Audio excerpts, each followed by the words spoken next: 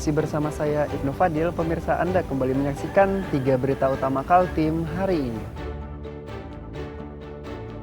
Karena tidak memiliki izin, bengkel perbaikan kapal cepat atau speedboat di Samarinda dibongkar paksa oleh Satpol PP.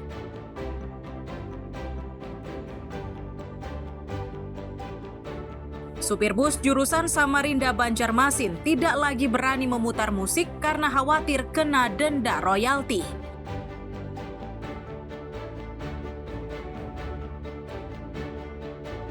Ekraf Middle Fest atau Festival Ekraf Wilayah Balikpapan Tengah tahun 2025 ini diikuti sejumlah UMKM termasuk Pos Pelayanan Teknologi atau Posyantek.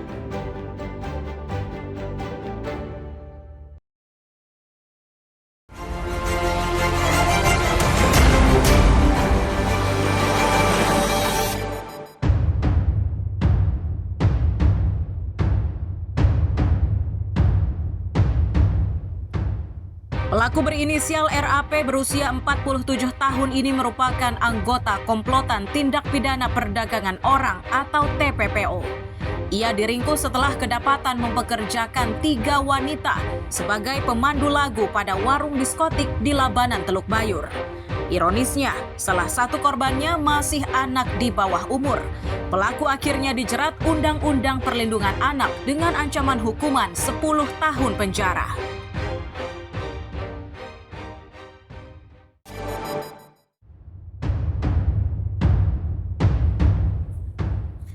Tim SAR gabungan di Balikpapan berhasil menemukan remaja laki-laki yang dilaporkan tenggelam di Bendungan Karyangau, Balikpapan Barat, kilometer 13, Minggu siang. Saat ditemukan, remaja bernama Danu Sabian, warga Gunung Sari Ulu, Balikpapan Tengah ini sudah dalam kondisi tidak bernyawa. Posisi korban ditemukan di kedalaman 4 meter dari permukaan air.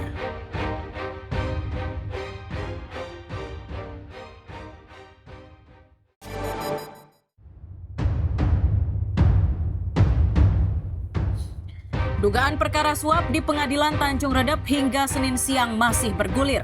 Juru bicara Pengadilan Negeri memastikan 1 dari 3 hakim diproses dipastikan tidak bersalah dan hakim tersebut berinisial LS. Untuk proses lanjutan terhadap 2 hakim lainnya, pihak Pengadilan Negeri masih menunggu hasil penyelidikan dari Kejaksaan Agung. Perkara yang membelit ketiga hakim ini yakni dugaan suap.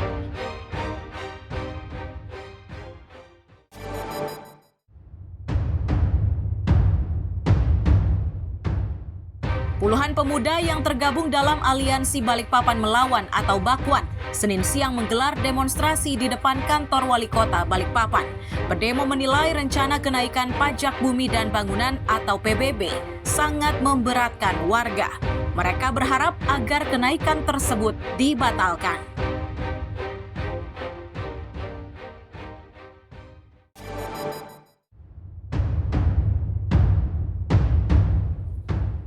Lukman, pria berusia 21 tahun ini terpaksa ditangkap polisi di sektor kota Samarinda. Itu terjadi setelah pemuda tersebut membobol sebuah mobil dengan cara memecah kaca. Dari aksinya tersebut, Lukman berhasil mencuri perhiasan emas senilai 12 juta rupiah. Kepada polisi, Lukman mengaku nekat mencuri karena terdesak kebutuhan biaya menikah.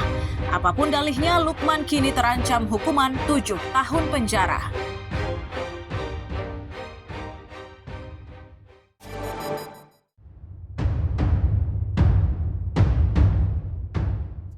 Anggota Satpol PP Samarinda satu demi satu menuliskan data dirinya.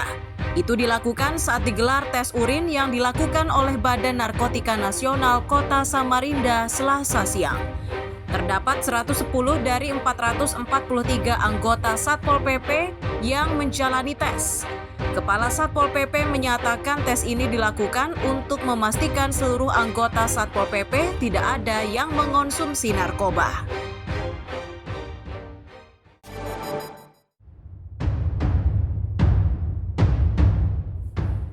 Seorang nelayan berinisial WA di Tarakan, Kalimantan Utara ditangkap polisi atas kepemilikan senjata api rakitan jenis revolver lengkap dengan 5 butir peluru. Pria ini mengaku jika senpi rakitan itu didapat dari pamannya yang kini telah kembali ke Sulawesi. Pemilik senjata ini kini telah ditetapkan menjadi tersangka dan terancam hukuman 20 tahun penjara.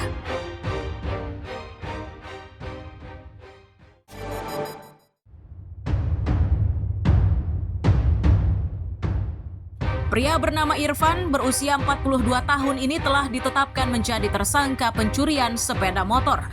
Pelaku mencurinya di kawasan Sindang Sari, Makroman, Sambutan pada 18 Agustus 2025 lalu. Ulah Irfan ini terungkap setelah ia menjual motor curian itu melalui media sosial. Akibat perbuatannya, Irfan terancam hukuman 7 tahun penjara.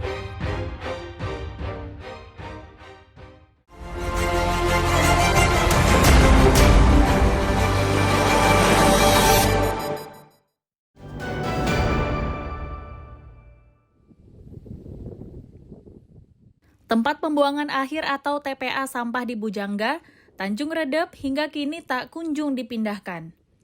Padahal letak dari TPA ini sangat berdekatan dengan rumah sakit yang didirikan di Jalan Sultan Agung. Terkait kondisi ini, Kepala Dinas Lingkungan Hidup dan Kebersihan mengakui lahan untuk TPA baru sejatinya telah siap dimanfaatkan.